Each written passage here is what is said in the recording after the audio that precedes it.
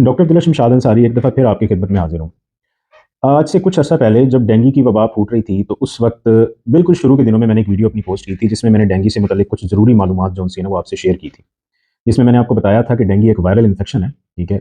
आम तौर पे वायरस के जो इन्फेक्शन है उनका इलाज इंतहाई मुश्किल होता है और अक्सर वायरसेस का इलाज मौजूद भी नहीं है, ठीक है?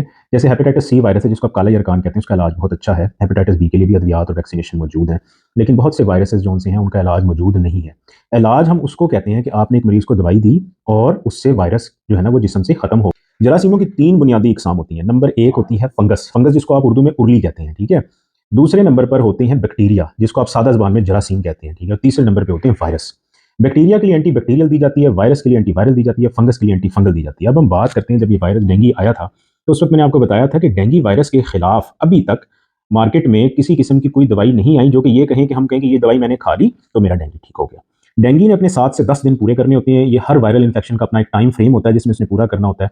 और ये जो इन्फेक्शन है ये अपना टाइम फ्रेम पूरा करके खत्म होता है। इस दौरान अगर मरीज़ को बुखार होता है तो आप बुखार की दवाई लेके पैनाडोल लेते हैं, पैनाडोल खाते हैं।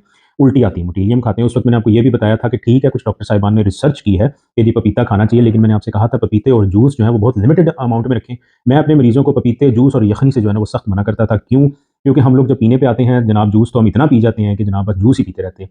और मेरे मरीज़ अगर ये वीडियो देख रहे हैं तो वो ये बिल्कुल इस बात की गवाही देंगे, डेंगू तो खत्म हो गया लेकिन उसके बाद उनकी जान मैदे खराब होने से जो उनसे है ना वो नहीं ठीक हुए। वो मैदे का मसला लेके मेरे पास आए हैं। जब मैंने उनके जूसेस, यखनी और ये पपीता बंद किया तो वो ठीक हुए हैं। ये सारी बात बताने का मकसद ये है कि इस वक्त पिछले कोई 15 से 20 दिन हो गए हैं कि ऐसे बुरे चेस्ट इन्फेक्शन हमारे पास आ रहे हैं जिसमें टेस्टों में कुछ खास चीज़ नहीं आ रही, ठीक है? और तशखीस के एतबार से कहूँ, हम लोग इतने एडवांस नहीं है और हमारे पास इतनी फैसिलिटीज़ नहीं है, हमारा पेशेंट इतना अफोर्ड नहीं कर सकता कि हम उसको बड़े महंगे महंगे टेस्ट लिख के दें अनलेस एंड अनटिल बहुत ज़्यादा ज़रूरत हो। आजकल मखसूस किस्म का चेस्ट इन्फेक्शन चला हुआ है जिसमें छाती के अंदर वो तब्दीलियां आ रही हैं जो कि एक दमे के मरीज में आती हैं। आजकल जो चेस्ट इन्फेक्शन हो रहे हैं उसमें मरीज का गला बहुत खराब होता है, 2-3 दिन बुखार रहता है, उसके बाद छाती खराब होना शुरू होती है, उसके बाद छाती में से सीटियों की आवाज़ें जो उनसे आना शुरू हो जाती हैं। अब मरीज को पहले कभी दमा होता नहीं है। आप टेस्ट करवाते हैं तो उसमें से बैक्टीरिया का जो इन्फेक्शन होता है जिसकी एंटी बैक्टीरियल दी जाती है वो खत्म हो जाती है। वायरसेस के टेस्ट काफ़ी महंगे होते हैं जो हम करवाते नहीं हैं अक्सर, और बहुत ज़रूरत के तहत जो उनसे उनको एडवाइस करते हैं जिसमें होने चाहिए पेशेंट के इन्फ्लुएंजा और इन चीज़ों के टेस्ट। इसमें आपको बताने की ज़रूरत ये है कि जब भी वायरस का इन्फेक्शन होगा उसके खिलाफ कुछ एंटीवायरल जोन्स हैं वो मार्केट में अगरचे मौजूद हैं और शॉर्ट भी हैं आजकल, वो दी जाती हैं। डॉक्टर के मशवरे के बगैर आपने वो मेडिसिन नहीं लेनी। इसमें बहुत ज़्यादा चांसेस होते हैं कि आपको वो इनहेलर्स, यानी जैसे दमे के लिए इस्तेमाल होते हैं वो पंप जिसको आप कहते हैं कि प्रेस करते हैं और भाप लेते हैं मुंह के अंदर, वो दिए जाते हैं। मरीज़ को मैं ये समझाता हूँ कि जैसे अगर एक सर्जन आपका ऑपरेशन करे और ज़ख्म हो जाए तो वो दवाई खाने को भी देते हैं और ज़ख्म के ऊपर मरहम लगाने को भी देते हैं। इस तरह जब भी आपको दमे का मसला, छाती का मसला हो, तो उसमें बहुत से डॉक्टर साहिबान आपको आर्ज़ी तौर पे इन्हेलर शुरू करवा सकते हैं जिसको आप कहते हैं कि आप लेने वाला पंप जिसको आप कहते हैं, ठीक है? तो इसमें ये नहीं होता कि आपको सारी ज़िंदगी के लिए पंप लग जाएगा। हाँ, कुछ अरसे के लिए, लंबे अरसे के लिए देना पड़ सकता है। कुछ डॉक्टर साहिबान इसमें स्टेरॉइड का भी इस्तेमाल कर सकते हैं। मैं ये ज़रूर कहूँगा कि अगर आपकी छाती खराब हो तो आप मास्क का इस्तेमाल करें, कोशिश करें सोशल डिस्टेंसिंग ज़रूर रखें। शादियों का सीज़न करीब है, अगर आपकी तबीयत ख़राब है तो कोशिश करें मास्क पहन के अगर आपने शामिल होना है तो शामिल हो, अदरवाइज़ आप कोशिश करें अगर आपकी सेहत ठीक नहीं है तो बाकी लोगों की सेहत के लिए का ख्याल रखते हुए आप ऐसे फंक्शंस में जो है ना वो शामिल ना हो। तो एक बंदे को होगा तो सारे घर को होगा, और अगर मेरे मरीज़ ये वीडियो देख रहे हैं तो उनको पता है कि एक बंदा बीमार हुआ, फिर दूसरा हुआ, फिर तीसरा हुआ, ठीक है? और बड़े 10-10, 15-15 दिन, कुछ लोग 20-20 दिन भी बेचारे दवाइयाँ जो उनसे वो लेते रहे हैं।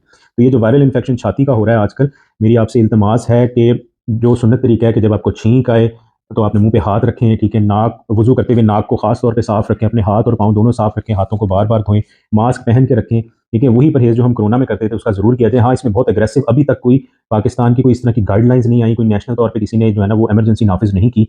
लेकिन यही चीज़ है कि बीमारी जितनी भी आती है उसका बेहतर जो इलाज होता है वो परहेज़ होता है। तो आप इस इन्फेक्शन को आगे बढ़ने से जो है ना रोकें। जैसे कोरोना आया, कोरोना के बाद डेंगू आ गया, डेंगू के बाद पिछले दिनों आँखों की बीमारी आई थी, उसमें भी मेन क्या चीज़ थी? सफाई।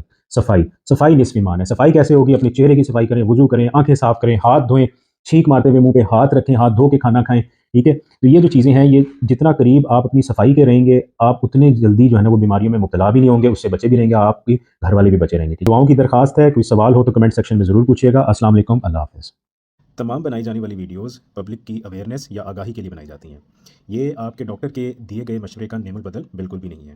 लिहाजा किसी भी चीज़ पर अमल करने से पहले अपने डॉक्टर से राब्ता ज़रूर करें। शुक्रिया।